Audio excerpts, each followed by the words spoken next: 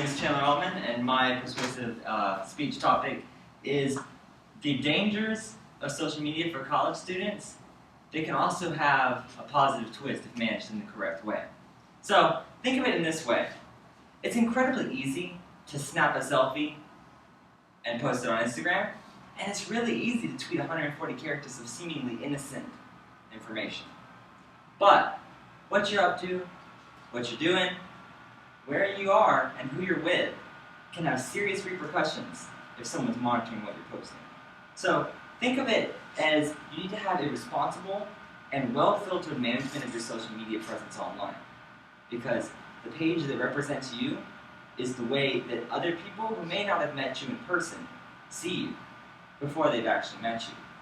So when you are thinking of post-grad life, where you're looking actively for employment opportunities and employers are actively checking social media pages, it's always good to manage what content appears.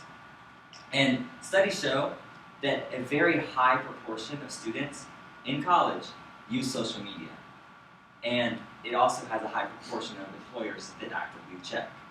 So you can use social media in a positive way, more than for just tweeting where you are and what you're up to. And you can create bigger and better opportunities for yourself by using the social media as a networking tool rather than a social media presence.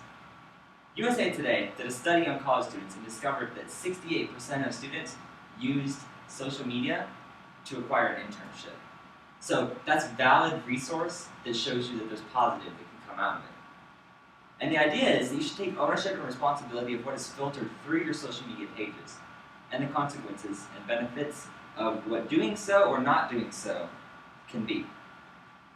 The unfortunate fact is that most college students do not manage their social media appropriately. And a good example to show is the example of Scott Bartsiewicz. He was a contractor for Chrysler Autos, and one day he was irritated at the traffic in Detroit. So he decided to tweet, and I quote, "I find it ironic that Detroit is known as the hashtag Motor City, and yet no one knows how to expletive drive." Well, the tweet found its way from his personal page onto Chrysler Auto's company Twitter page because he was logged into the wrong account. Understanding that that small little slip in what was less than 140 characters cost him not only his job, but jobs of people who worked in the same firm as him, and it affected the reputation of a giant company. And the company's response to the actions was harsh. But what can you expect from a company that had their base of operations in Detroit and is seen to be saying that no one in Detroit knows how to drive? College students need to have a filter about what they say so that they don't fall into the pitfalls of what Scott did. And consider this. 95% of college students use Facebook. 80% use Twitter. And there's various other statistics that show that places such as Foursquare, MySpace, Tumblr, Vine, and LinkedIn are used. But primarily you're looking at Instagram, Twitter, Facebook, and Snapchat. Where Snapchat is a limited time frame basis and can't always negatively hurt you, once you're tagged on Facebook, Instagram, and what you say on Twitter can definitely affect where you are now and what opportunities you have in the future. Consider the company that ran the contracting for Chrysler. There were 20 workers that had to be relocated off of Chrysler Auto contracts because Chrysler decided to completely cut ties with the company after negative publicity. So one decision that would only have affected you if you put it on your personal page, then affected people who you may not have had any sort of connection with and put them in a predicament that they didn't need to be in. You need to always know your audience. Shelley Robinson, the director of career services at Purdue University, says that people should always be careful about what they post. And when they feel that they're safe about posting something, it's always good to simply reconsider whether or not it's appropriate for everyone to see. Because in the example of a college student, way over the age of 21, legally able to drink, Is it always the best option to post a picture of them, say, holding a red solo cup with their friends, looking like they're heavily intoxicated?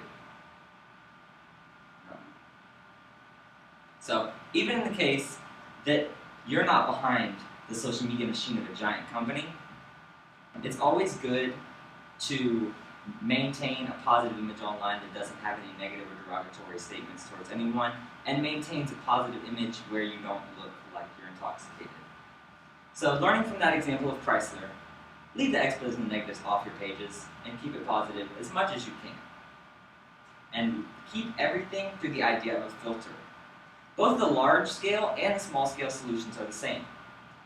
If you keep the idea of a filter in mind, whenever you're posting anything, whether it be Facebook, whether it be Twitter, whether it be Instagram, whether it's a 1-second Snapchat that you're posting on your story, keep in mind that if you look at it through, should this be here?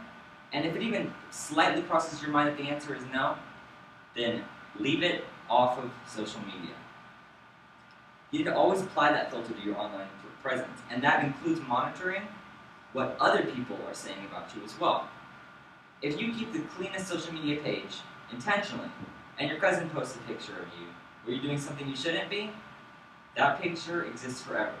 And just because you would will it not to exist, it's always out there now, and people can find it. But when applying the filter to a day-to-day instance, especially when a job has been acquired, you need to understand that you as a person represent not only yourself, but you represent the company that you work for. On and off of the clock, the way you represent yourself to the world is the way that you are seen, and the way that people who see you can view the company. So you should always be mindful of what you're posting and what you're displaying. Would your boss like to see the posts that you're making?